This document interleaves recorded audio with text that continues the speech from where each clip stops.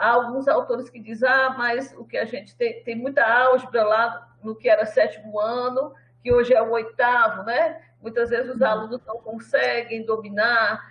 Então, eu não lembro qual é o nome da autora, depois eu lembro que ela recomendava que alguns tópicos do hoje 8º ano fosse talvez explorado só no 9º ano, porque os alunos ainda não estão com esse raciocínio abstrato bem desenvolvido, né? Uhum. E já lá no final do capítulo ele coloca, né, que a gente deve trazer a álgebra para a escola tanto antes, né, o quanto antes, para que esse pensamento, esse tipo de raciocínio já vá sendo desenvolvido, né? Uhum. Mas tudo bem, não sei se aqui corta um pouco o que você falou. Não, corta não, é interessante essa discussão. Ainda porque... também no início do capítulo, eu já apontei e eu fiquei refletindo. E às vezes quando eu me pego pensando nesse tópico, eu digo, olha, é algo muito difícil, né? Porque assim, o currículo está posto. Inclusive agora a gente tem aí, né, a BNCC e outros documentos. Bom dia, Hermínia. E às vezes eu fico pensando, mas será realmente é isso? Se a gente achar que não é, como é que se pode mudar? Ou simplesmente o currículo não é algo tão importante na discussão desse desenvolvimento, desse raciocínio, mais importante é a forma de trabalhar. Porque a gente vê que os alunos nesse nível, quando inicia a álgebra, e aí especificamente ali no 8º ano, que tem uma carga pesada, né, de iniciação algébrica, os alunos tendem muito a cair, né, nas notas, no desempenho. E aí, será que é porque esse raciocínio não foi desenvolvido anteriormente, né, quando chega aquela parte ali, produtos notáveis, eu dar um nó ali na cabeça dos meninos, monômios, polinômios, é algo muito difícil. Geralmente os alunos só vão aprender melhor isso mais à frente.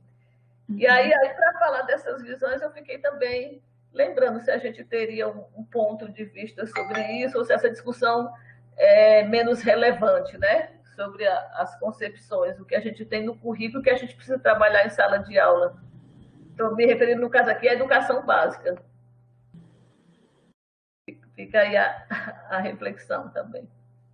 Não, a discussão é bem relevante, acho que a gente poderia ver antes de adentrar na parte das tendências, né, e concepções que ele apresenta.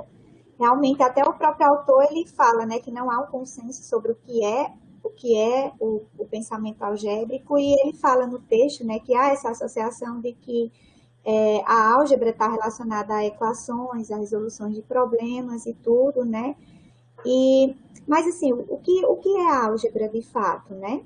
Inclusive, um outro autor, o Ziskin, ele tem um artigo, né, no livro, que ele fala sobre as concepções de álgebra na escola moderna, e ele começa dizendo que é muito difícil, né, definir a álgebra. Então, essa discussão é bem relevante, né? O que se enquadra como álgebra, né? Então, acho que a gente poderia iniciar fazendo essa discussão para depois passarmos aí para as tendências, né, que o autor apresenta. Bom dia, Nerita. Bom dia a todos. Desculpa o atraso, estava em reunião.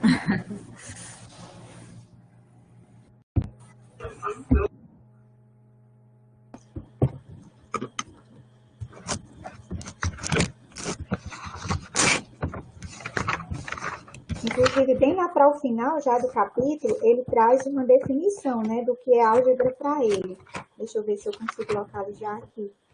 Ele diz que a álgebra consiste em um conjunto de afirmações para as quais é possível produzir significado em termos de números e operações aritméticas, possivelmente envolvendo igualdade ou desigualdade. Ele traz já na página 137.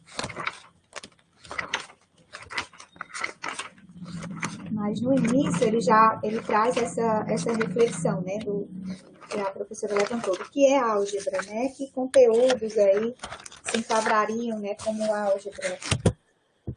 Aí na página 90, diz a associação com conteúdos é imediata, né, e a caracterização para por aí. A atividade algébrica é resolver problemas da álgebra, resolver equações, né, sejam eles problemas descontextualizados ou parte da solução de problemas contextualizados, né. E aí, para vocês, o que é álgebra, né? O que é que vocês acham?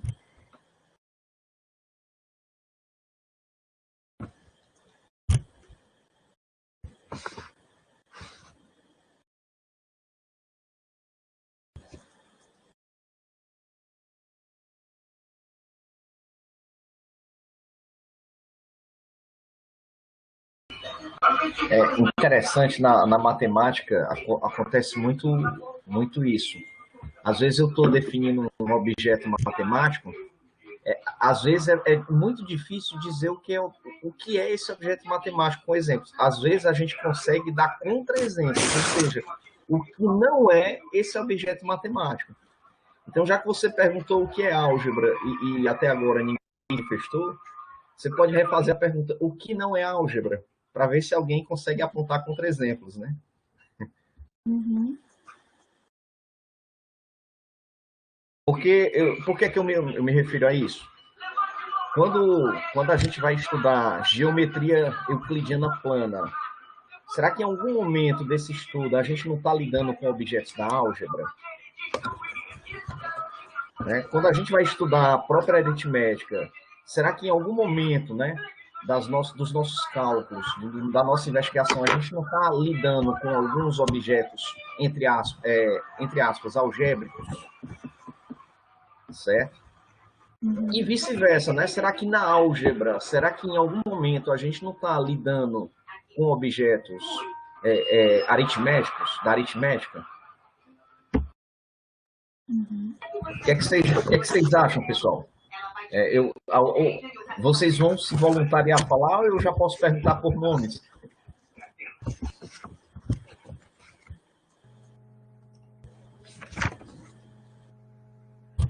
Acho que poderia, por enquanto, quem quisesse, né, se manifestar na sua visão, né? O que considera a álgebra, o que se encaixaria, né? E talvez até pode já fazer a ponte também, né, Vanessa, com as tendências, né, que ele apresenta aí, né? As visões. Porque eu acho que essas visões vão mostrar três concepções do que se pensa, né? Do que se imagina, do que se define que seja, né, a álgebra. A gente concorda, né, com essas visões? Porque muitas vezes, como ele fala na primeira tendência, né, a letrista, né, que associa a álgebra a ser uma visão bem simplista, né, que ela se resume a calcular com letras. Mas será que a álgebra é isso, né? É só calcular com letras?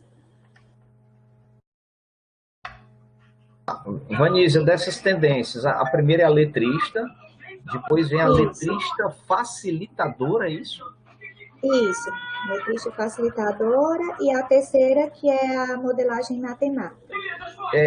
Qual é o diferencial para que ela adquira esse adjetivo facilitadora? Pronto, a facilitadora, ela até coloca o exemplo das balanças, né? Quando o professor está ensinando a equação, ele coloca o exemplo das balanças, né? Por exemplo, tem 3x mais 2 igual a 5. Mas aí, quando ele pega, por exemplo, o produto notável a mais b elevado ao quadrado, né, igual a ao quadrado mais 2ab mais b ao quadrado, será que eu posso utilizar o exemplo das balanças, né, para mim fazer essa associação, né, de igualdade, esse exemplo de igualdade? Aí, essa facilitadora, pelo que eu entendi, né, são exemplos que o professor coloca no momento que está abordando o conteúdo, para que o aluno tenha uma compreensão assim, mais fácil do que ele está aprendendo. Mas aí, quando ele entende aquele exemplo em particular, mas quando ele outra situação, será que ele consegue ter atenção daquilo? Né? Então, ela seria facilitadora, entre aspas, porque naquele momento, naquela ação, daquele exemplo em particular, o aluno compreendeu, mas de certa forma, ela não vai fazer informação, o aluno não vai conseguir compreender com tanta facilidade. Então, para algo assim, eu acho que eu estou confusa, mas é tipo assim, numa situação particular, digamos, o aluno ele está sem compreender, aí o professor traz um exemplo para que a compreensão seja mais fácil. Né? Digamos assim, não é, digamos, o caso de passar para o outro lado com sinal negativo, né? Muitas vezes o professor faz aquilo assim no intuito de facilitar a resolução do problema. Mas em outro contexto, em uma outra situação problema, aquela facilidade que ele aquele exemplo, né, que o professor apresentou para o aluno, aquilo não fez com que ele aprendesse, digamos assim, né? Porque quando ele vai para um outro contexto, ele não consegue se sair da outra situação, se for uma situação diferente daquela que o professor apresentou. Eu não sei se está dando para entender, mas foi mais ou menos isso que eu entendi. Não, entendi. É isso mesmo, Zé. O professor coloca nessas atividades sociais, ele tem uma facilitadora, mas aí a gente será que a facilitadora dele, Está um barulho. Está um ruído. Aí é realmente isso. Ele diz que muitas vezes, na realidade, não facilita para o tipo de raciocínio, de entendimento necessário, mas sim pontualmente só para aquela questão. Na hora que ele avança, na realidade, já não facilitou, né? Talvez outros recursos, de repente, pudesse até gerar, ou até a própria explicação pudesse gerar um entendimento maior, né, sobre a álgebra que se quer ensinar ali. Por exemplo, desse do caso da balança, né? Quando ele tem uma equação ali mais simples, ele consegue associar o exemplo da balança ao equilíbrio e tudo, mas quando coloca a igualdade com o produto notável, como tem um exemplo, né, no capítulo, aí o aluno já não vai associar a balança ao produto notável, né? Então, naquela situação em que ele estava vendo uma equação mais simples, facilitou que o aluno compreendesse aquela igualdade, o equilíbrio, mas em uma outra situação, em outro contexto, o aluno não consegue. Então, para uma situação facilitou, né? Mas para outra, ele não aprendeu, então quando chegar em uma situação diferente, ele não vai conseguir resolver. Enquanto você falava aí, eu sou meio curioso e eu gosto de ficar associando as coisas que eu escuto com as coisas que eu já li, ver se faz algum sentido e tal, sabe? Então, quando eu perguntei essa diferença, né, essa particularidade entre a tendência, a concepção letrista e a letrista facilitadora, aí você citou, por exemplo, essa questão da balança, né, como um dos diferenciais, certo? Aí eu fiquei tentando, do mesmo jeito que você fez, essa associação, né, da balança, eu fiquei tentando fazer uma associação com as etapas da sequência FEDAT. Você consegue fazer alguma associação com isso? Eu não consegui. Da balança ou dessa concepção? Dessas concepções, dessas tendências. Ou da balança também, porque aí, já que a balança é o diferencial entre uma tendência e outra, a gente pode até tentar aproximar, vai discutindo e construindo o que seria essa associação com a sequência FEDAT, entende? Olha, assim, eu fico pensando assim, na questão da mediação, né? Quando, por exemplo, o professor está dando aula lá de equações, então, ter cuidado para, no momento de mediação, não proporcionar essa tendência letrista facilitadora, né? Porque naquele momento pode ajudar o aluno, mas o objetivo é a aprendizagem, né? Tem que proporcionar uma aprendizagem que ele aprendeu aquela situação, mas quando ele chegar em uma situação diferente daquela, ele consiga maturar, né? Conjecturar e resolver outra situação também, né? Então, ter cuidado na questão da mediação e não está facilitando a vida do aluno e comprometendo a aprendizagem dele, né?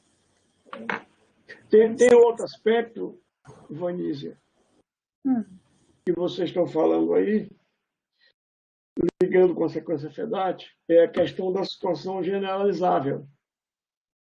O fato de você colocar situação próxima para o aluno não implica que vai gerar conhecimento, que vai gerar aprendizagem. Vocês estão falando da situação da situação da balança. Se você for olhar o texto porque vocês foram para a situação da balança, a situação da balança é uma situação específica. Mas, tá certo? Se você for para a leitura do Janot, ele não trabalha com a balança, ele trabalha com a situação bem aberta. Tá certo? Ele diz, olha, eu tenho uma quantidade de dinheiro e nós temos a mesma quantidade de dinheiro. Nós temos a mesma quantidade de dinheiro. Esse dinheiro para ele podia ser qualquer coisa. Se eu tirar 23 de você e passar para mim, quanto é que fica a diferença? Tá certo? Aí, se você for olhar as análises dele, ele vai chegar na álgebra lá no final. Mas vocês estavam falando das equações, não foi isso? Foi. Mas veja, a grande diferença. É comum você encontrar nos livros que a Nelita adota, quando vai dar aula de matemática, o cara pega, vamos calcular quanto é x mais y ao quadrado. É muito comum no livro o cara desenhar um quadrado, botar aqui é x, aqui é y, ou seja, x mais y ao quadrado é a área de um quadrado de lado x mais y, não é assim? É. Aí o que é que dá esse quadrado? Vai dar a soma. Onde é que entra a sequência FEDAT? E isso não é uma situação generalizável. É muito mais fácil ele usar as estruturas algébricas por trás do que fazer esse desenho. O que é mais fácil? É ele entender o conceito. O que é x mais y ao quadrado? É x mais y vezes x mais y. Por quê? Porque esse exemplo que o professor dá para facilitar a aprendizagem, não leva a nada. Leva a um decoreba desgraçada. Porque se você pergunta quanto é x mais y cubo, a minha parte conceitual, veja, a forma de mediação conceitual que eu estou fazendo é x mais y vezes x mais y vezes x mais y. Quanto é x mais y vezes x mais y ao quadrado? Aí você entra para a indução matemática aí. Aí você já sabe quanto é x mais y vezes x mais y, substitui x mais y, e você vai ter a expressão geral. Tem alguém que é dando prata aí. Professor Arminio, o senhor falou uma coisa, eu achei interessante. Espera, Rui, deixa eu só terminar, Rui, porque tem alguém quebrando prata aí, acho que é bem a Mazé brigando com os meninos. Ó, aí você pega, aí o aluno aprendeu quanto é x mais y, está nos livros. A visualização do cubo já é mais difícil que no quadrado. Aí você pergunta, quanto é x mais y à quarta? Duvido que o professor facilitador, nesse caso, vá fazer uma representação geométrica de x mais y à quarta. Porque ninguém consegue visualizar em 4 dimensões. A gente só consegue ver. E aí, como é que fica? É só nesse momento que você vai trabalhar a parte conceitual? Ou seja, por trás, o professor podia trabalhar muito bem a indução matemática. Como é a indução matemática? É o passo futuro, eu sei fazer desde que eu conheço o passo passado. É questão da história. Eu consigo dar o passo seguinte se eu souber o passado. Nem isso é indução matemática, nesse princípio da indução matemática. Isso não é trabalhado. Tá certo? Essa é a parte da álgebra. O que o professor está fazendo é dizendo que está usando recursos geométricos para poder trabalhar com álgebra. Não. Ele está usando recursos geométricos para trabalhar o algebrismo, trabalhar a aritmética. Então, isso é completamente diferente. Então, é a mediação? Mas o que está por trás da sequência FEDAT é trabalhar com situação generalizável. O professor tem que trabalhar com situação generalizável. E não é situação generalizável x mais y ao quadrado, desenhar um quadradinho, bem bonitinho, tá certo? Um quadradinho específico da situação, e depois em frente. Isso não é situação generalizada, isso não é álgebra, tá certo? Isso é um arremedo para os alunos saberem chegarem em casa e mostrar para o pai que sabem fazer isso. Aí a pergunta é, a quarta, como é que tu faz a quinta? Como é que tu faz a enésima? ele não consegue trabalhar a situação generalizável, ele não consegue generalizar. Tá certo? Porque ele aprendeu com um mote lá para dizer que facilita. Isso está cheio no livro didático. Tá certo? Isso está cheio no livro didático. Tem essas coisas. Isso é uma coisa muito ruim para você trabalhar matemática, ensino de matemática. Sim, Rui, diga aí, por favor, Rui, que eu lhe interrompi. Está desligado. Pronto, tranquilo, professor. Eu queria pegar um momento da fala do senhor, que o senhor disse assim, o Janot propôs o problema do dinheiro, né? Por exemplo, eu tenho R$100, você tem R$100. Eu lhe dou R$23. Quanto nós dois ficamos, né? Aí o Janot propõe esse problema para... Vamos imaginar o seguinte, para diversos alunos. Então, como é uma diversidade de alunos, tem alunos que têm um raciocínio mais avançado, outros estão começando agora, né? Então, todos aqueles que aceitarem o desafio, né, que forem tentar encontrar uma solução para esse problema, aí o senhor diz, lá no final, quando o Janot, ele encontra a álgebra, mais ou menos assim que o senhor falou.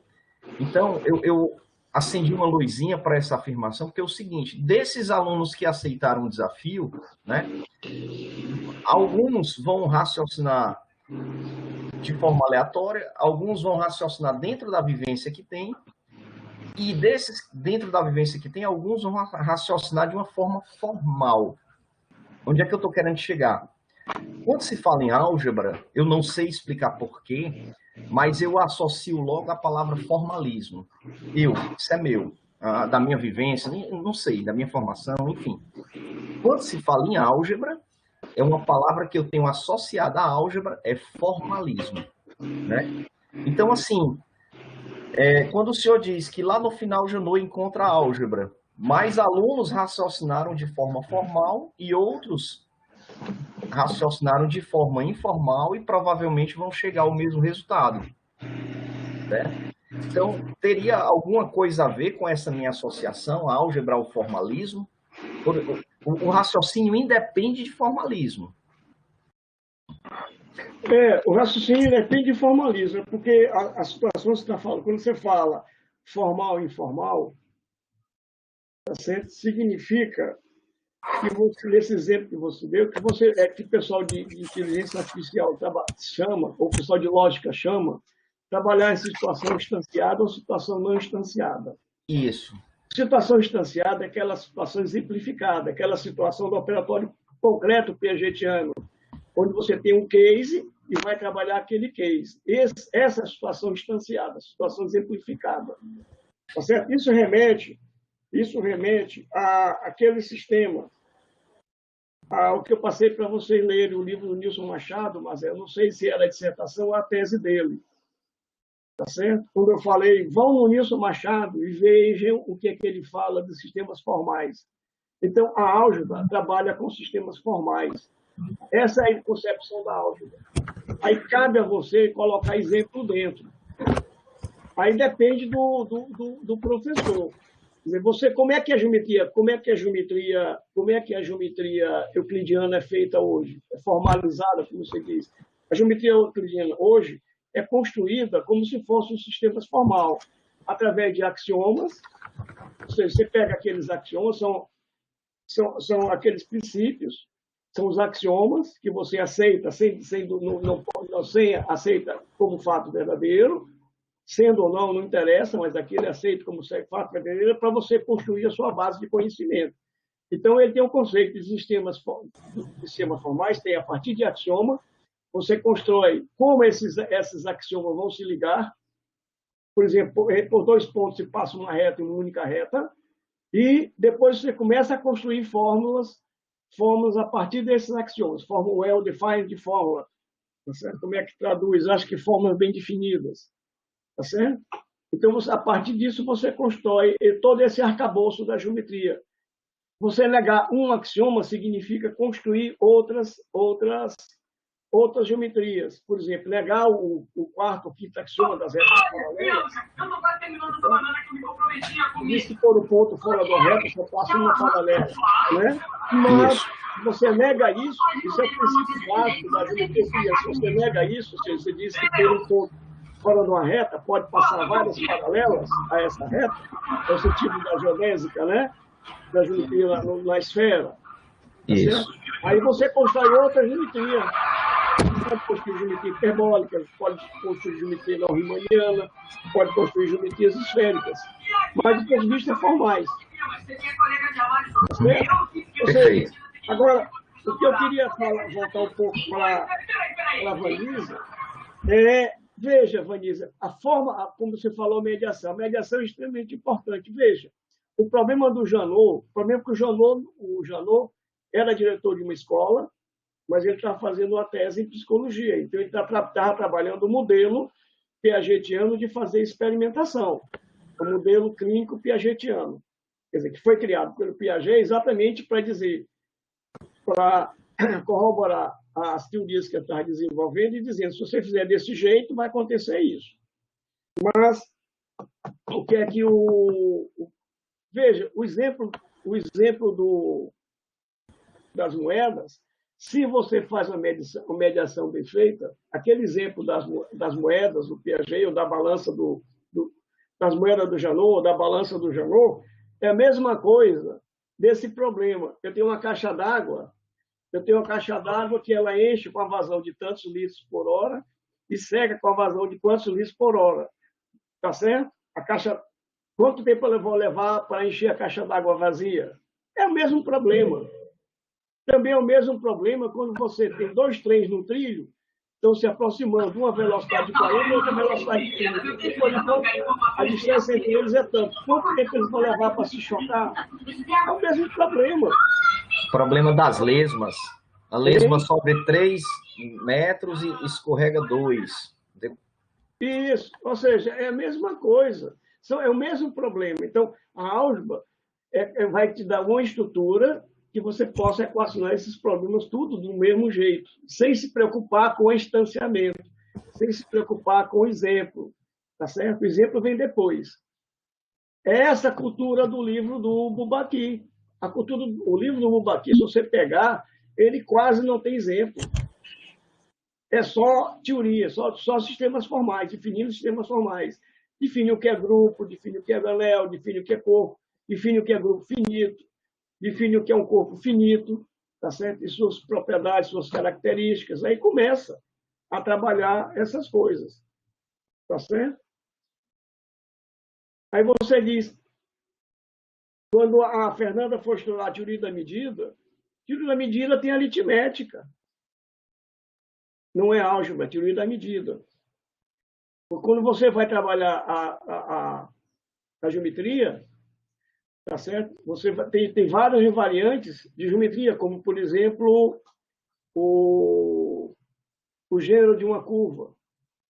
Tá certo? Tem na geometria. Tá certo? Então, isso não é álgebra, isso é geometria.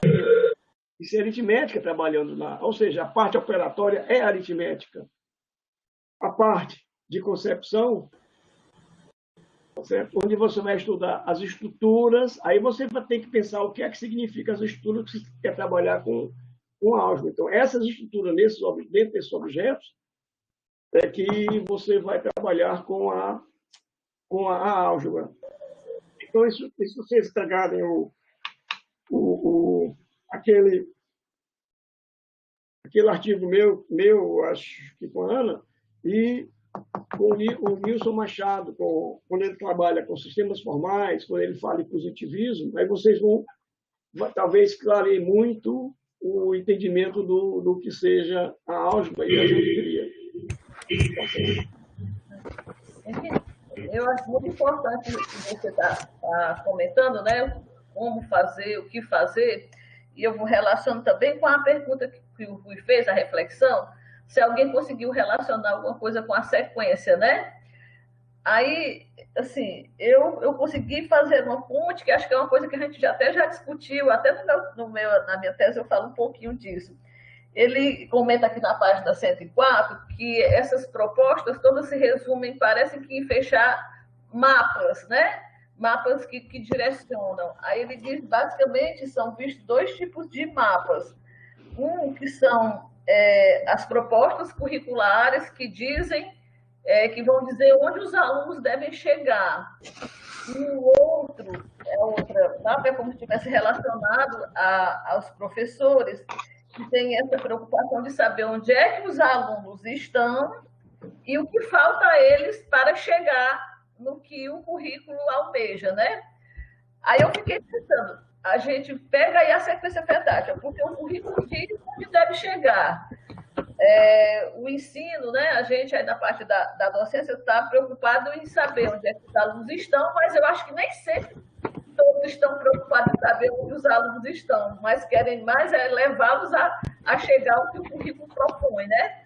Mas eu acho que tem a parte essencial que está ligada a essa discussão aqui, que é o que a sequência propõe, é como fazê-los chegar, né? Como fazê-los chegar a desenvolver esse raciocínio, né? A adquirir esse pensamento algébrico, esse como fazê-los chegar, é que eu acho que está relacionado ao que o Hermínio está falando, o que deve ser considerado, o que é importante, é o que está sempre discutindo, que eu acho que é o forte da sequência, e a Vanessa até destacou aí a fase da maturação, né?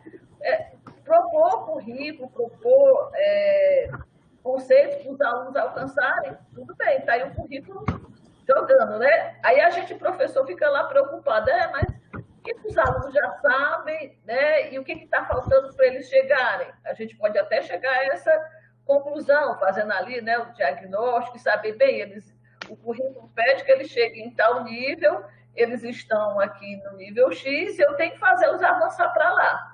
Agora, o principal que eu acho que é o diferencial da sequência é isso, quando eu, professor, me pego pensando, mas como fazê-los chegar, né? O que é importante, o que é essencial e como trabalhar para fazer esses alunos alcançarem, né?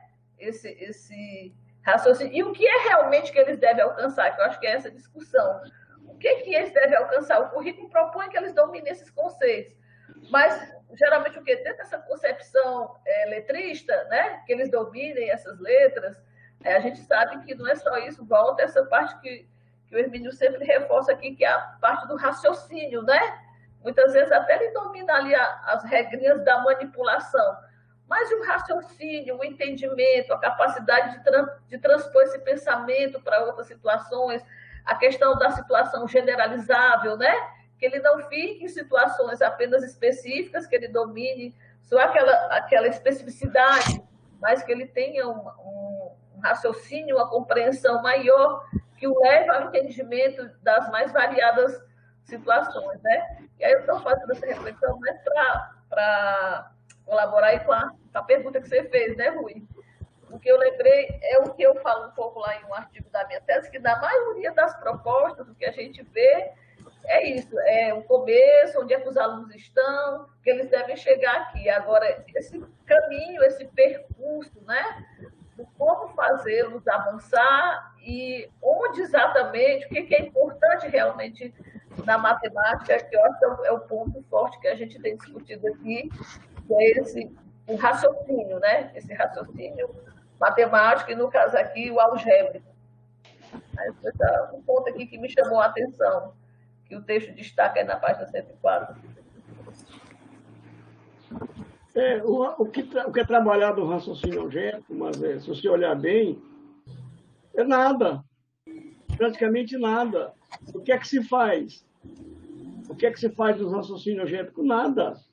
Pode ver. Onde é que se explora a construção de um modelo? Porque o que a álgebra faz são construções. Se você pensar bem o que é um modelo matemático, é uma representação de uma situação.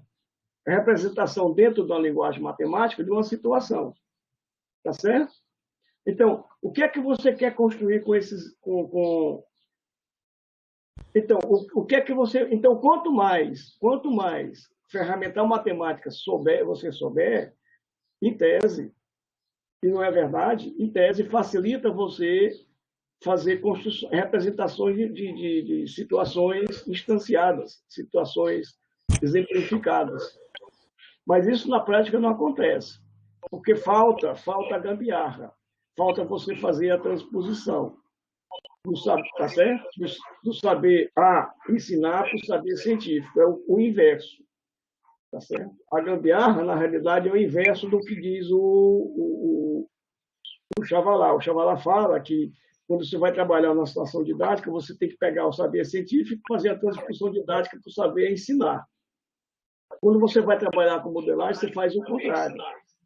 Você tem que fazer, a partir de uma situação, você tem que colocar a ferramenta matemática que vai dar algumas explicações para a situação que é colocada. Quer dizer, tá certo? Então, aí começam os problemas. Tá certo? Começam os problemas. Tá certo? É mais fácil você ensinar ferramental do que você ensinar a pessoa a pensar, a raciocinar. Mas já vejo esses cursos que estão espalhados por aí de formação de professores, é só ferramental, só instrumental.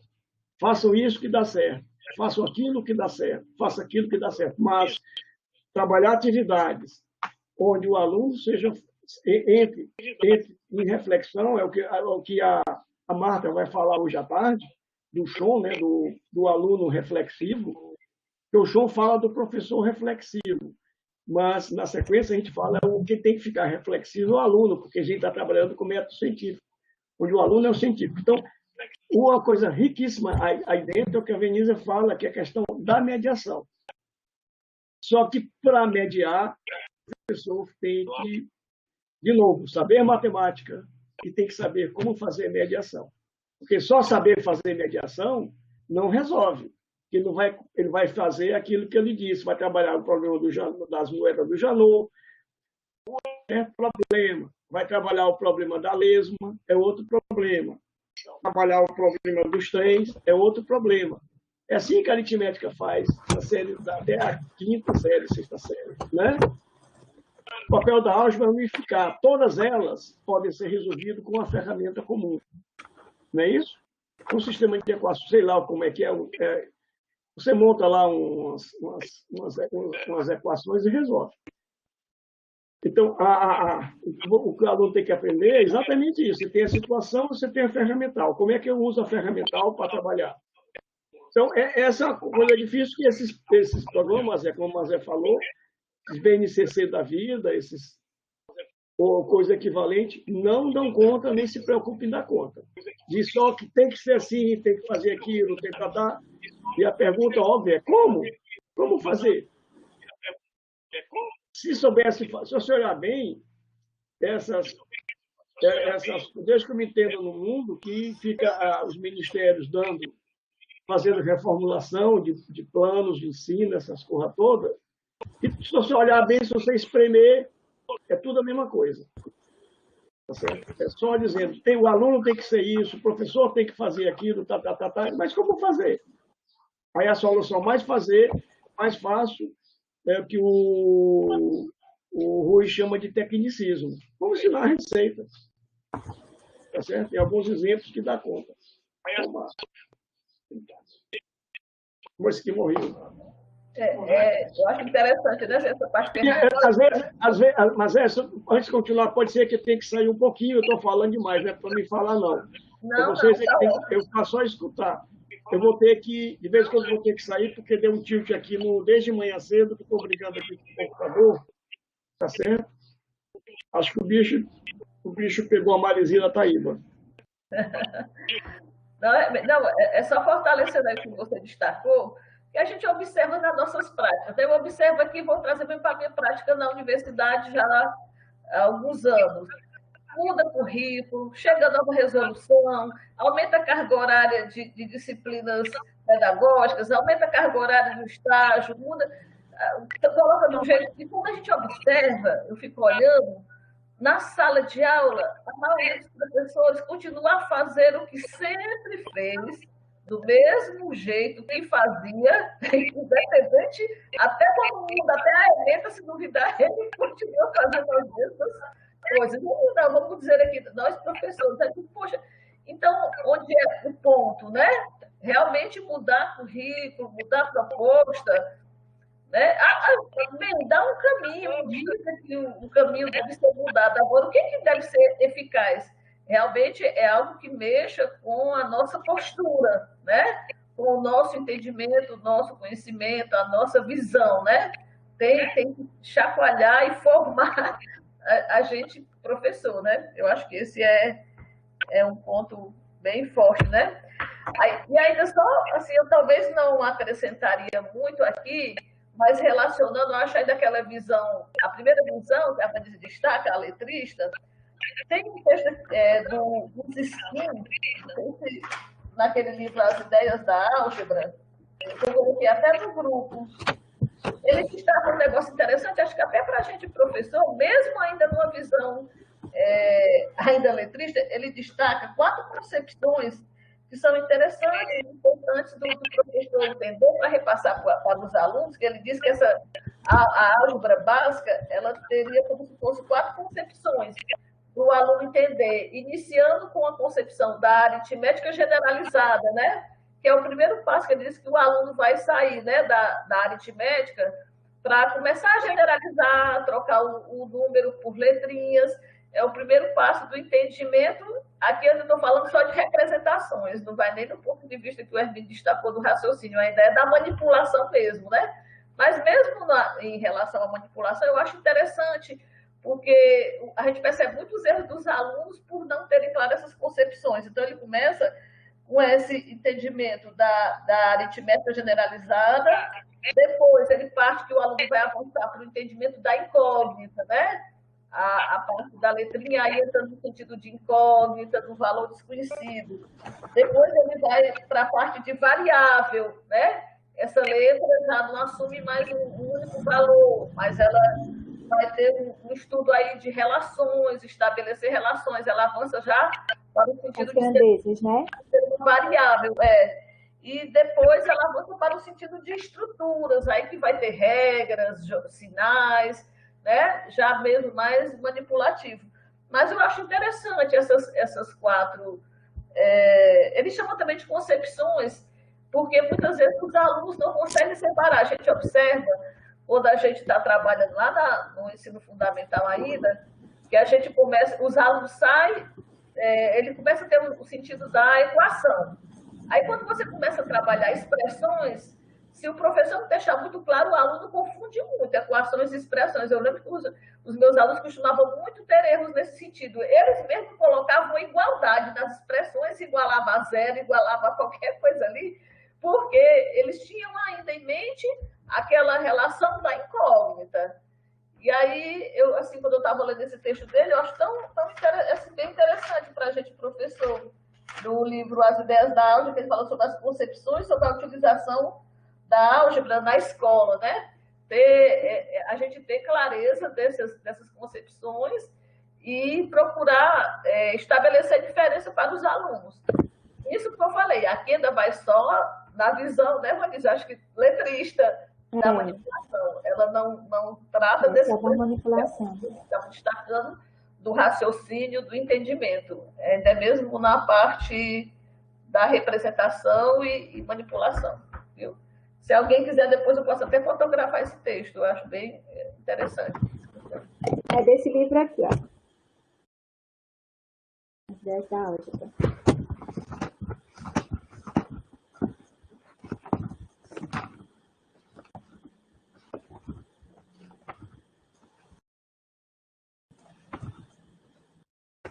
Vanísia, ainda sobre essas concepções, certo? Você apresentou a letrista facilitadora e a modelagem matemática, né? Uhum. Então, assim, pela leitura que você fez, né? Elas são concepções independentes ou, assim, é uma escala de crescimento, de desenvolvimento? Você começa pela letrista, daí vai desenvolvendo mais ideias e a partir de então classifica como facilitadora, até chegar na mais desenvolvida, que é a modelagem matemática, ou são coisas que andam em paralelo? Assim, pela leitura, né, de acordo com o meu entendimento, ele não dá a entender que há tipo uma sequência entre essas tendências, sabe? Mas eu acho que para a última tendência que ele apresenta, que é a de modelagem matemática, eu penso assim, para o aluno que estava, digamos assim, manipulando com as letras, né? De repente, ele estava, de início, aprendeu, né? Até a 4ª série, digamos, ele estava trabalhando com a aritmética. A partir de então, ele começa a trabalhar com letras também, né? Não só com números. E aí, para que ele chegue na modelagem, eu acredito que é necessário que tenha uma evolução da parte do raciocínio do aluno também, né? Mas não é necessário que, como o próprio autor coloca, que seja algo que venha assim muito tarde na vida escolar, né? Pode ser algo que o professor vá trabalhando, né, sempre, para não chegar só no final e trabalhar, né, com modelagem. Então, o autor não fala na sequência, não estabelece uma relação entre elas, ao meu ver, mas assim, eu acredito que para chegar na modelagem, eu acredito que tem que haver uma maturação maior, né, do raciocínio do aluno, pelo que eu entendi, né? Perfeito, obrigado. Por nada. Mas aí os demais que podem também dar opinião, né, de acordo com suas visões, de acordo com a leitura, né? Bom a gente compartilhar e ver, né? Compartilhar esse entendimento. E assim, fazendo um questionamento, né? Para todos. E como chegar a esse equilíbrio entre a educação, assim, aritmética e essa álgebra, né? Como a gente equacionar isso aí, né? Trabalhar esse caminho, né, Mazé, que a gente tenta trilhar para chegar até o aluno, fazer essa transposição didática, como deve ser feita, de acordo com a sequência FEDAT.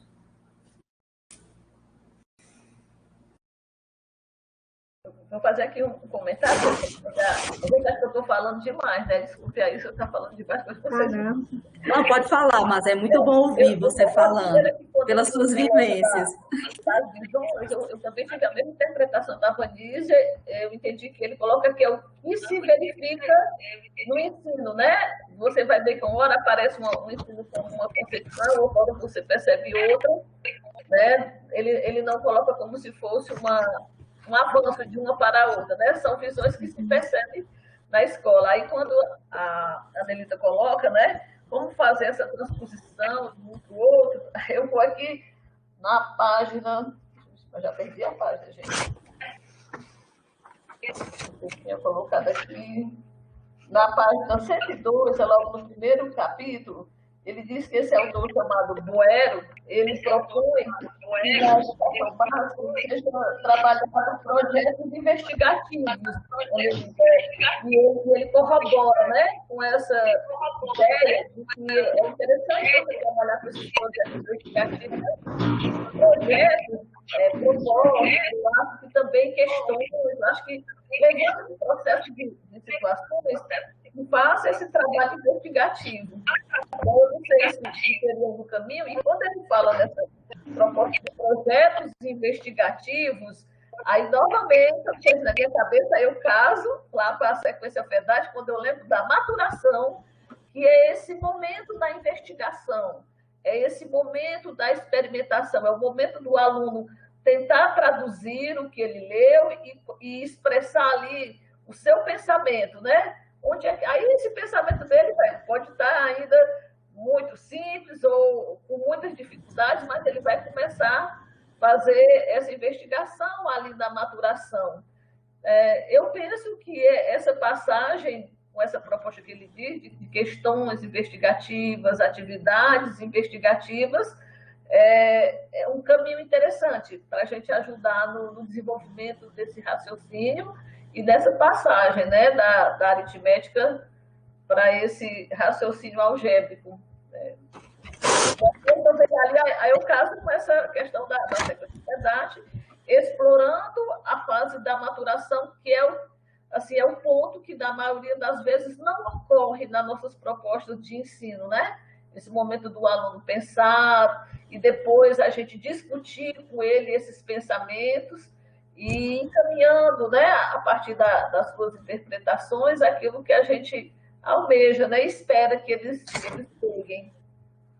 Um pouco da minha interpretação, e eu lembrando aqui, fazendo a ponte com o texto que ele destaca a importância dessas propostas investigativas, né, na educação algébrica.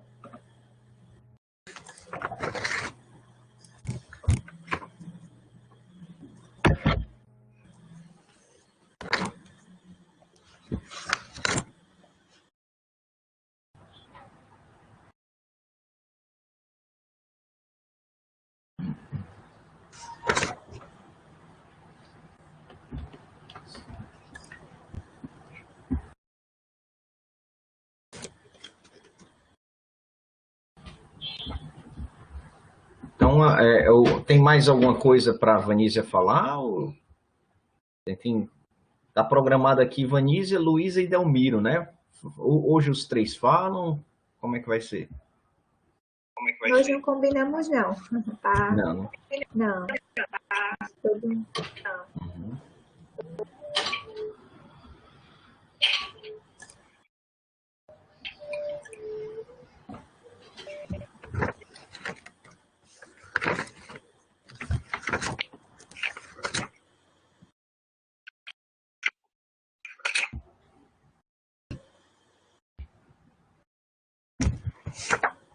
Delmiro e Luísa, tem alguma coisa para acrescentar aí?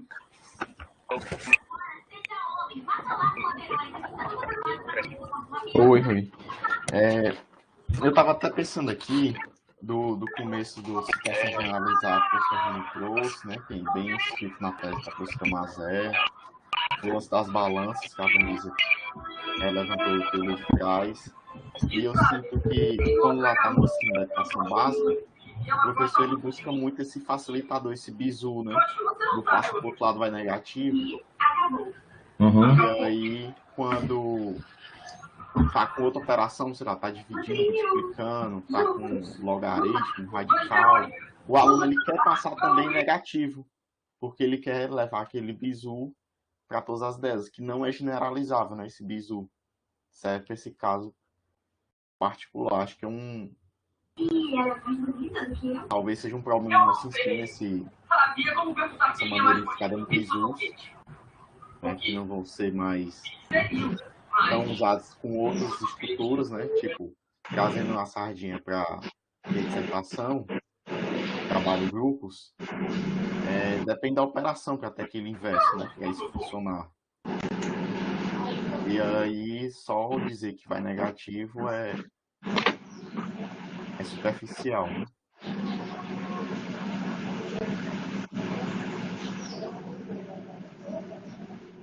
Microfone desligado. Né? Ele está desligando sozinho. Eu acho que é porque a internet aqui oscila, aí às vezes desliga só e sai a imagem. Mas aí o que eu queria dizer era o seguinte, essa questão do bizu é um tanto quanto complicada, porque assim, já é vou usar um termo aqui, já é um agressivo de você não permitir o aluno que ele tenha acesso a construção do porquê que se dá determinada operação, né? O porquê, né? Você talha essa oportunidade do aluno dando um bizu, né? E, por outro lado, é o cuidado de passar bizus que tenham sentido, que sejam verdadeiros, né? Por exemplo, essa história do bizu do sinal, né? Tá multiplicando, passa para o outro lado dividindo. Por quê? Né? Como você falou, tem que ver se faz sentido a divisão, em primeiro lugar. Em segundo lugar, por quê? O que é que está por trás disso? O que é que permite um número estar do lado esquerdo da igualdade e passar para o outro lado dividindo? Né? A partir do momento que você passa esse bizu para a sua turma, você tirou dos alunos aquela oportunidade de conhecer, de saber sobre os princípios, né? Princípio multiplicativo, princípio aditivo, né? Que vale tanto para igualdades, bem como também para as desigualdades, né? Aí o sujeito aprende o princípio multiplicativo para a igualdade, né? Como ele só aprendeu o bizu, ele não aprendeu de fato o princípio, aí ele vai tentar usar o mesmo bizu na desigualdade. Mas aí ele corre o risco, porque se essa desigualdade, o cara que ele está querendo usar esse princípio for um cara negativo, por exemplo, aí ele vai errar, né? Ele vai incorrer no erro, e esse erro é um efeito dominó, né? Já partiu de quem passou para ele esse bizu, né? Então, isso é uma crítica que eu tenho, não sei se vocês concordam ou discordam dessa crítica. Eu, particularmente, eu não gosto muito de... Eu tomo todo o cuidado possível com bizus, sabe? O que é que vocês acham dessa questão aí que eu levantei aí dos bizus?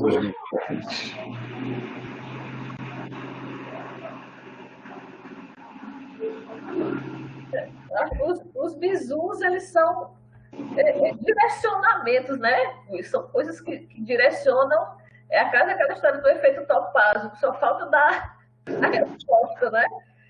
E, assim, a gente estava conversando aqui, e eu lembrando, aqui em Sobral a gente tem uma professora de 2 escolas privadas. Essa professora é muito disputada. Ela dá aula, sempre deixam ela sexto, sétimo e oitavo ano, né? E aí a aluna aqui privada há um tempo tentou mudar e colocar outros professores de matemática, e os pais fizeram até campanha para retornar a sede terminal. O que é interessante? Ela trabalha nesse momento a matemática e os alunos do ensino fundamental 1 passam para o ensino fundamental 2, né? E eu vejo que os alunos gostam muito dela e conseguem entender. Não é fácil o professor que atua nessa série que vai iniciar esse pensamento algébrico, né? E aí eu lembrei quando você falou dos bizus. E geralmente os professores mais acostumados com o ensino da matemática, nas escolas, quando eles vão assim, para o ensino fundamental 2, se ele não tiver já uma prática, um entendimento desse nível dos alunos, ele já chega com aquela matemática muito mal, né? Eu não sei se diz mais bem normalizada. E o próprio colégio aqui mudou, o professor já tinha muita prática aí no ensino médio, também no ensino fundamental, e houve uma reprovação muito grande de alunos. Os alunos reclamaram, os pais reclamaram até que voltaram essa professora de novo, eles não deixam ela sair desse nível. Ela está sempre ali nessas escolas trabalhando essas séries, do 6º ano, 7º, 8º. E assim, muito querida pelos estudantes.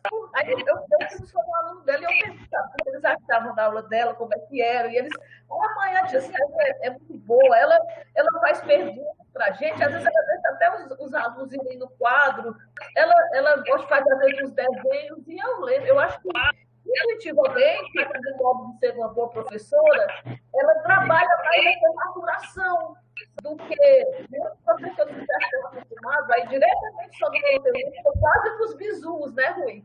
Aí a gente vê que realmente, o que eu percebia, ela tem esse trabalho mais lento, né, esse trabalho que vai mais devagarinho, mas, no entanto, ela faz os alunos chegarem.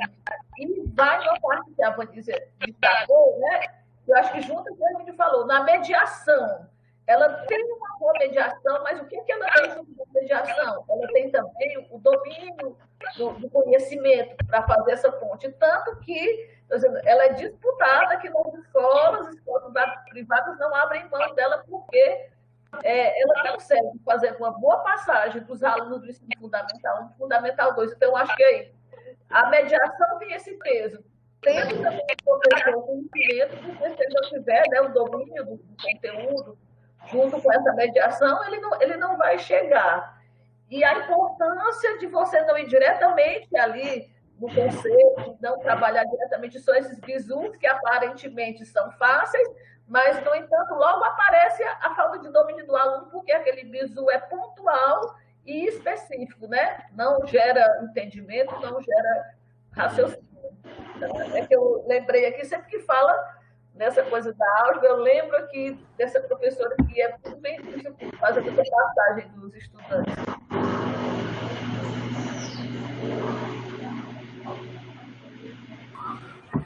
Sobre essa questão dos bizus, né, no livro do Sadu ele fala, né, dos efeitos do contrato didático. E ele fala dessa questão, né, do equívoco fundamental, que é o efeito Jordan, que é quando o professor ele permite que o aluno execute uma estratégia falsa, né, para chegar na resposta correta. Digamos assim, essa passagem, né, do número passa para o outro lado com o sinal trocado. Então, ele está fazendo uma estratégia falsa, né, é algo assim mais rápido, mas que não é o correto, né? Aí é um dos efeitos do contrato didático que o autor traz. Lembrando que esse aí é o bizu mais conhecido, né? O passar para o outro lado, né? Mas na própria graduação eu tive acesso a bizus, por exemplo, em cálculo 2, quando você estudar integrais por partes, né? Integração por partes, Aí tinha a ordem de escolher as funções, né? Para usar aquela forma integral de UDV, menos DV, DU, aquele negócio lá, né? Eu me lembro como se fosse hoje, eu nunca esqueci. LIATE, LIATE, né? Que aí segue a ordem. O L é as logarítmicas, o I é as inversas trigonométricas, o A são as algébricas. Eu lembro até que o professor ainda botou assim, algébricas, aí entre parênteses botou polinomiais. Uhum. Aí as trigonométricas e, por fim, as exponenciais. As identidades trigonométricas, né? Minha terra tem palmeira onde canta o sabiá, Isso. seno A com seno B com seno A. Né? Exatamente. Bom, enfim. Mais algum comentário, Delano?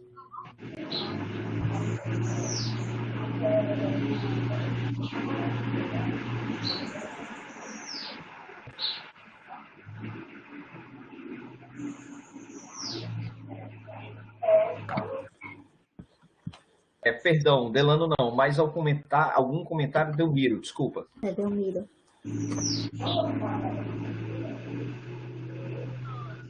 Mas serve pro Delano também. Serve pro Delano também, se ele quiser dar algum comentário, fica à vontade.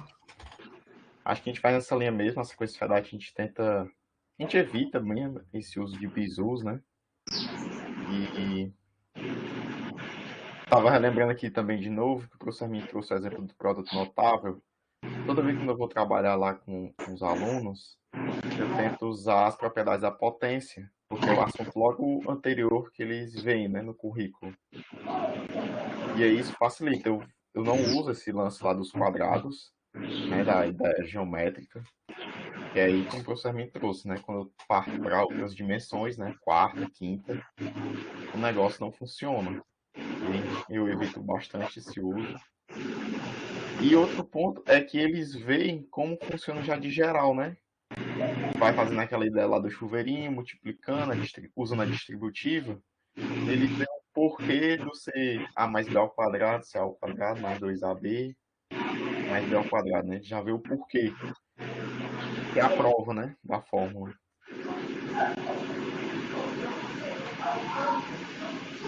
Isso, complementando o Delmiro, daquela forma que eu propus trabalhar, não tem que memorizar nada.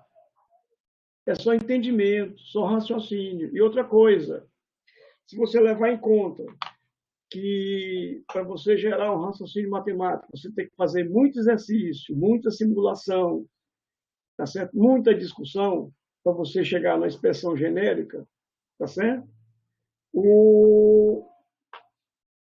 Esse dos produtos notáveis, se você quiser repetir, você vai no final, você vai trabalhar, no fundo, a indução matemática, que é um dos raciocínios mais ricos que tem na matemática, mais típico do operatório formal, não é típico do operatório concreto, e você vai acabar chegando, se for bem mediado, como diz a Vanessa, você chegar no triângulo de Pascal. Não é? Pronto, com o triângulo de Pascal você tem a regra. Depois que você faz, você tem a regra. Aí você pode dar o bizu do triângulo de Pascal, porque bizu por si só não é ruim. O ruim, de novo, como fala a Vanessa, é a mediação que se faz em torno do bizu. Tá certo? Se você vai fazer um concurso para professor efetivo do IFCE do Centro, aí a dona Vanisa vai fazer o concurso, vai perguntar: quem é que está na banca?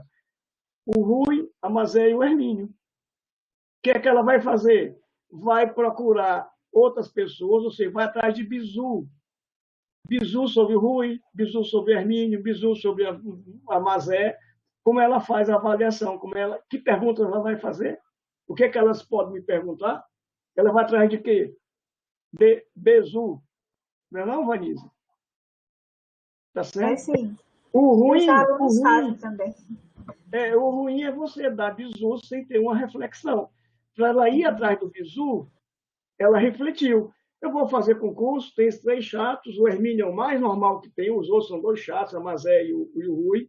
São chatos pra caramba. Então, o que é que eles poderiam me perguntar? Quem foi que fez concurso quando o Rui estava na banca? Ela vai atrás de bizu. Simplesmente isso. Então, o bizu por si só não é uma coisa de todo mal. Da mesma forma, tá certo? O que faz a coisa ser ruim é a mediação, é a prática de uso. Tá certo? O que é que faz a matemática ser ruim? É o professor passar o tempo todo ensinando matemática pura para professores. Tá certo? E a gente já viu nas discussões passadas que todo professor, pelo menos os de matemática, as dissertações que eu orientei na educação, as primeiras, tá certo? Tem como espelho um outro professor que foi dele, que ele achou que era um bom professor. Como ele não teve muita prática pedagógica, muita parte de experimentação, ele vai se espelhando naquele e isso vai se perpetuando. Né? Tá certo? Então, o bizu não é coisa de todo ruim, pelo contrário. Tá certo? O bizu bem utilizado é fantástico. Tá certo? Se você já tem conhecimento, então nada melhor do que o bizu. Porque o que o bizu vai fazer para você? Economiza Tá tempo, você né? no A, você no B, não é? Você no A, você no B da Vanise. Não é isso? Vai te dar passo para você nunca se esquecer da regra. Senão, você vai ter que voltar para fazer as demonstrações ou procurar em algum lugar onde tem o que você quer. Ou você garante que, depois de 20 anos de formado, você garante que todas aquelas fórmulas, todo aquele ferramental matemático que você trabalhou,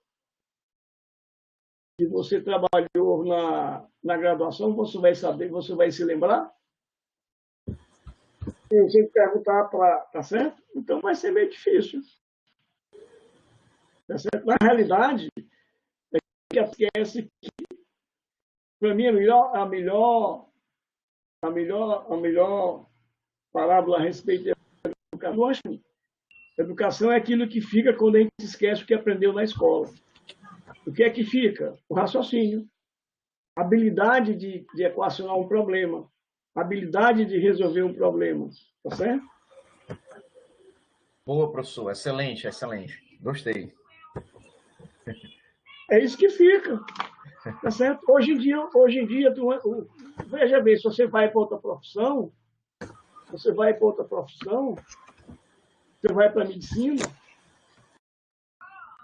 tá certo? Hoje em dia, a maior parte dos médicos não são clínicos, não tem um olhar de conversando com o paciente, eles dizem o que é que o paciente tem. Você chega lá, estou com uma dor no pé. Ele te enche de exames, de imagem para ver o que é, né? Então, o que é que eles fazem? Eles pegam, batem a foto e vão analisar o que a foto vê, o que a foto diz. Eles vão interpretar o que a foto diz. Então, o que é que eles vão fazer? Vão interpretar um modelo ou uma representação em imagem de uma coisa que está no corpo de uma pessoa. O que é que faz o engenheiro hoje? O engenheiro tem um software mais famoso de engenharia de cálculo estrutural, que é o SAP. O que é que eles fazem? É fantástico. Ele quer construir um negócio, uma estrutura, tá certo? Ele sabe, ele desenha a estrutura, ele coloca o que vai colocar na estrutura e manda para o computador fazer os cálculos do que vai ficar, como deve ficar as vigas, os pilares, como é que deve ficar a estrutura de concreto daquela construção. Aí está pronto? Não, ele tem que interpretar. Ele vai ter que ler o resultado que o computador calculou e fazer as interpretações devidas. Ou seja, ele vai trabalhar o raciocínio. Ou será que ele vai precisar daquelas integrais? Se for engenheiro elétrico, vai precisar daquela análise complexa que ele aprendeu na faculdade para calcular circuitos elétricos ou circuitos eletrônicos? Jamais. Como dizia o Delmiro, com cara de ressaca. Jamais, meu. Tá certo? Ele vai interpretar os dados, utilizando a experiência dele, o know-how que ele tem de construções similares, e vai ver se o computador fez direito ou não. Aí ele implementa. Não é isso? Tá certo? Então, é isso que o Einstein dizia que, para mim, é a melhor definição. É aquilo que fica quando a gente esquece. Veja se não é assim que acontece com todo mundo. Agora, se você ficar parado, se você não ficar estudando, não ficar lendo, você realmente vai ficar demodê. Vai ficar fora de moda. Pois é, então o Besu, para mim, não é nada demais. Tá certo? Se voltar de novo para aquele negócio dos binômios, tá certo? Aquele exemplo que a gente deu, a caixa d'água enchendo, as lesmas, os trens se aproximando, a balança, a moeda, se você põe o aluno para fazer, se vocês assistirem os vídeos que a Cláudia Fontinelli gravou das minhas aulas, quando eu estava trabalhando álgebra linear com o pessoal da engenharia elétrica, o que eu tentava fazer com eles era mostrando como é que o matemático trabalhava. Tá certo? Aí eu dava um problema, aí dentro desse problema, o que é que o matemático faz? O matemático vai procurar o que é que tem no problema que pode ser regularizado, ou seja, que tem regularidade. Tá certo? E vai fazer comparações. Você dá um problema, dá outro, e você começa a montar um modelo matemático que represente aqueles problemas. No final, você vai construir um modelo matemático que representa todos eles. Agora, cabe ao professor escolher os problemas, tá certo? De modo que possa o aluno fazer as verificações de regularidades. Ele diz, poxa, isso é álgebra, isso é álgebra. Esse é o raciocínio algébrico do cara. Ele está a partir de situações, é o inverso. A partir de situações, ele está construindo um modelo que represente aquelas situações. Essa é a álgebra, não é mais aritmética. Tá certo? A aritmética é a parte operatória. Aí o que é que se faz na escola? Se faz isso? Nunca. Nunca se dá. O no máximo é aquele velho exemplo que a Vanessa não gosta quando eu digo. É que nas escolas se testam a regularidade. Aí começa. 3 mais 2, 4 mais 1, 5 mais 0. Olha, como a gente pode ver, a soma de dois números inteiros é 5. Essa regularidade que se faz na escola. Tá certo? Ou seja, se não se trabalha o bizu. Nesse caso, o bizu seria ótimo. Quanto é 7 mais 3? Pronto. É o contra-exemplo. Verifique aí. Vocês estão dando bizu para a Vanessa descobrir se está certo ou errado a generalização que eu fiz. Tá certo? Então, o bizu por si só não é de todo ruim, não. Tudo, o ruim é a prática de uso. Tá certo? Hoje em dia, se você está na moda, o feminicídio, a coisa mais comum do mundo é a mulher que foi agredida, chegar e dizer, olha, ele usou uma tesoura para me ameaçar. Não teve isso? A tesoura é feita para ameaçar alguém? É feita para furar alguém? A tesoura é feita para cortar tecido, cortar pano, cortar alguma coisa. Mas a prática de uso que se faz da tesoura é que pode ser criminosa, pode não ser criminosa. Então, todas essas coisas a gente não pode ser também assim exagerado. Tem que ter a prática de uso. Tem que ter um contexto que vai trabalhar para você dizer que faz. Até um aluno chato, assim, tipo a Vanessa, que vai na sua sala enchendo o seu saco todo dia, aí o que você faz? Você avisa para a Ângela, por favor, se a Vanessa entrar aqui na minha sala, tu entra e pede para ela sair, porque tem um assunto urgente para falar comigo. Pronto. É prática de uso. Ou seja, eu estou fazendo com que a orientação deixe de ser orientação, seja um desorientação. Então, tem essas coisas. Tudo que faz é a prática que você vai dar. Agora, para você fazer uma prática adequada, tem que ter vários contextos. Tá certo? Um deles é o que a gente tem por educação matemática, por ensino de matemática. Tá certo? Então, é isso que tem que ser muito bem pensado, tem que ser muito bem discutido. Tá certo? E as coisas não é de todo mal, não. Tá certo? Quem vem perguntar, pode perguntar quem foi aluno, que foi fazer, de novo, a coisa do bizu, que foi fazer seleção de mestrado. Primeira coisa que a turma pergunta, se a Vanessa entrou depois da Milínia, pergunta, Milínia, como é que foi? Me dá aí o bizu, ou não é? Pois é, então o bizu não é todo de mal, não. O problema é a prática do uso. Por quê? Ela precisa do bizu porque ela precisa daquela coisa naquele momento. Tá certo? Professor Hermínio, os alunos também sondam, né? Os professores, eles vão fazer uma disciplina com um professor que não estudou ainda, né? Aí eles perguntam aos alunos que já cursaram aquela disciplina, como era que o professor avaliava, como eram as listas e tudo.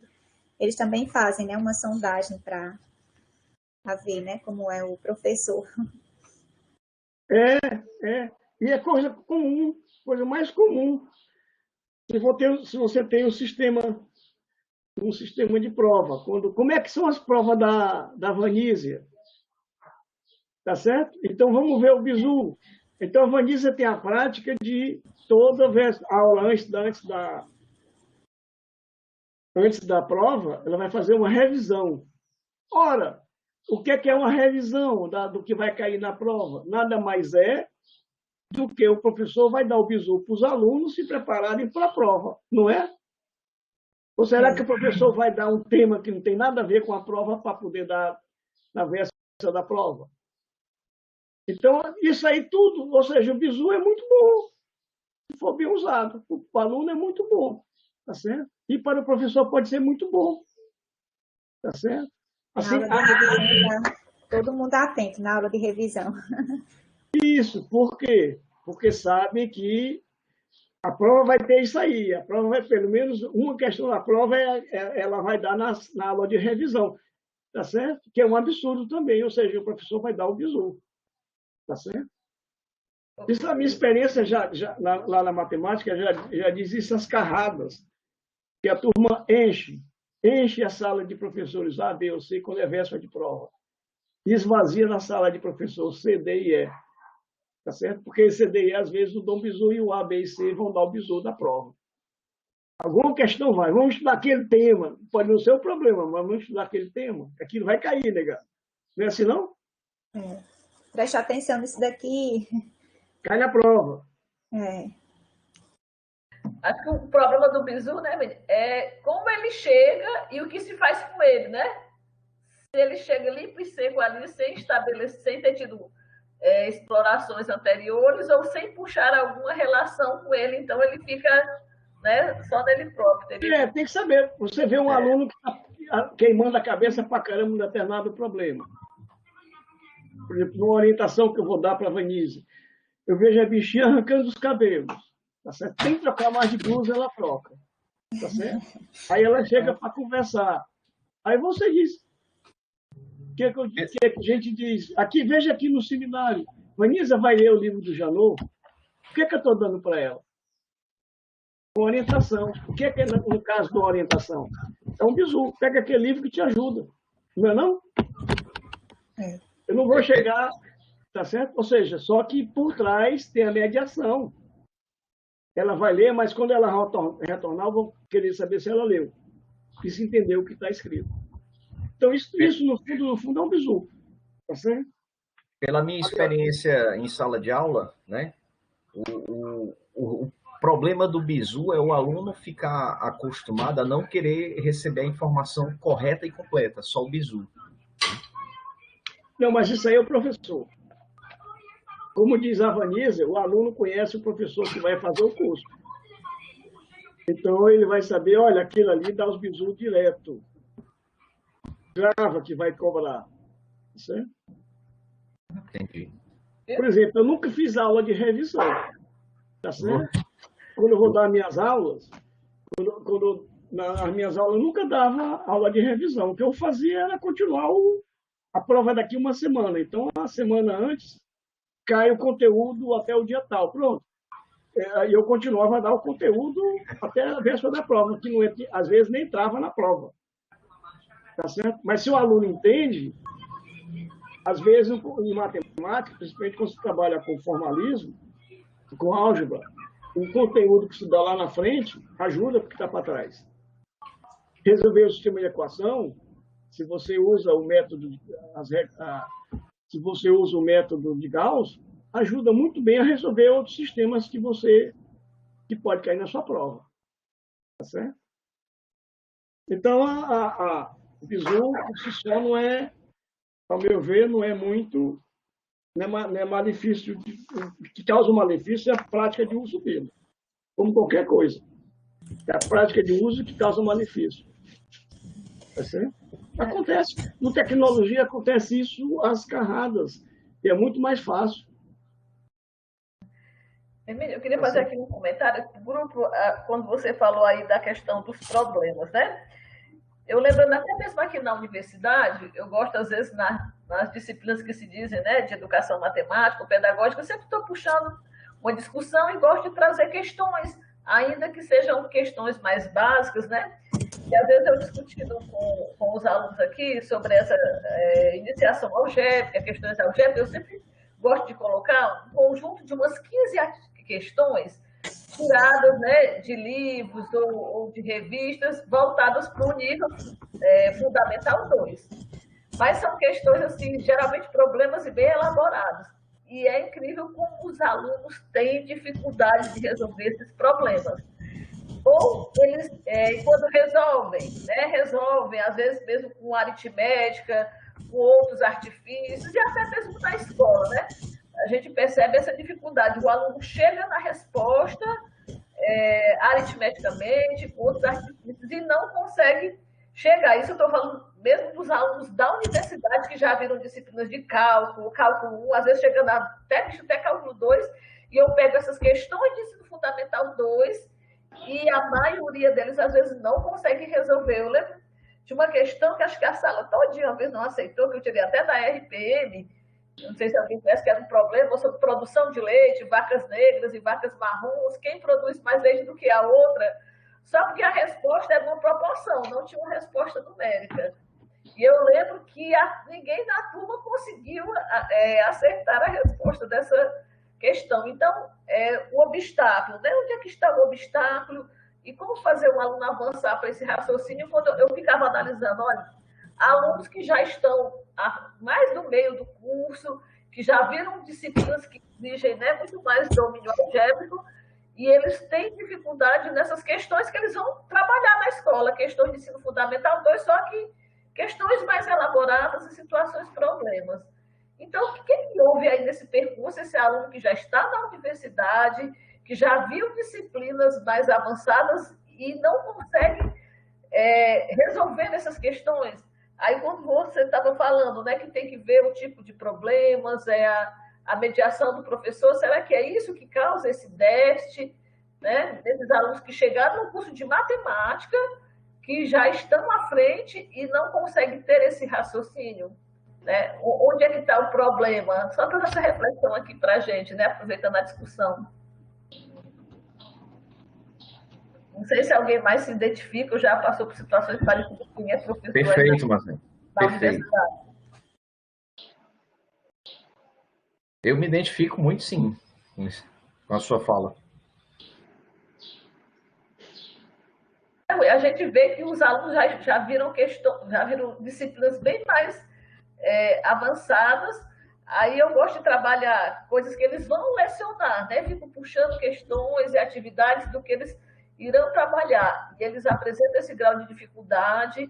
Muitos ainda resolvem as questões, né, com aquela parte, um raciocínio aritmético ainda.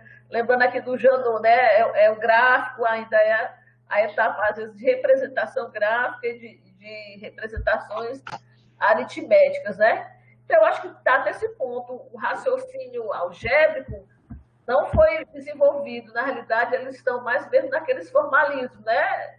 Que você destacou, e ali das disciplinas, né? Um formalismo, um pouco um entendimento muito mais manipulativo, né? De regras, mas um raciocínio algébrico, mesmo esse que o Hermínio destaca, não é fácil de se desenvolver, é capaz do aluno terminar o seu curso superior com muitas limitações ainda nesse raciocínio, se ele não for bem trabalhado, né? A gente observa que temos carência desse trabalho na formação dos professores.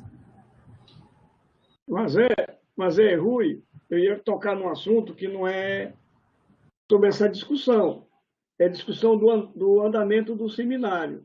O que eu estou vendo aí é que apenas você, a Vanísia